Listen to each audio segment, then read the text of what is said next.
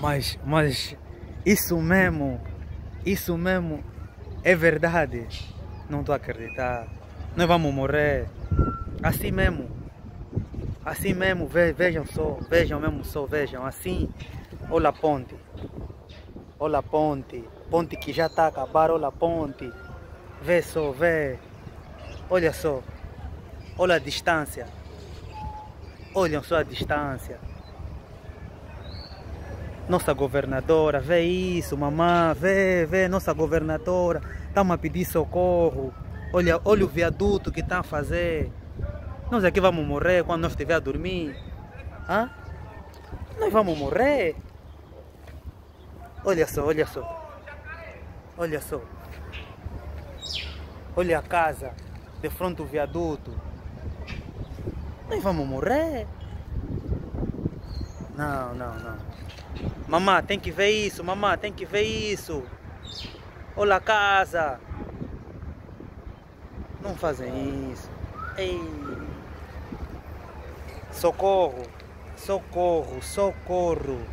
Vamos morrer, estamos mal. Assim já acabou. Tá, meteu o asfalto, assim já acabou.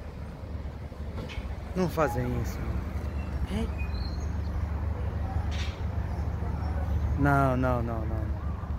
Não. Minha família, vejam só isso. Compartilham isso, compartilham, minha família. Vejam isso.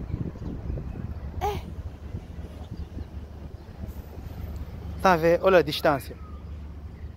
Essa é a parede do viaduto. Essa é a casa. Olha só o que está a agarrar. Olham só o que está a agarrar. Esse ferro, olha só. Esse é parafuso de 14 ou 12. Olha o que está a agarrar, isso que está a mover assim. Isso tem segurança. Nós vamos morrer, não fazem isso. Não fazem isso, nós vamos morrer. Não é só o Covid que vai nos matar. Esse viaduto que também vai nos matar. Já tá. Tá aqui. Tá feito. Dia menos dia vão entregar. Olha aqui. Vai ter morte certa. Olha as mortes. Fora do Covid vai ter outras mortes. Viaduto. Vai se chamar morte viaduto. Divisão Rangel Kazenga. Olha só, olha. A ponte está a acabar. Não tem via de serviço.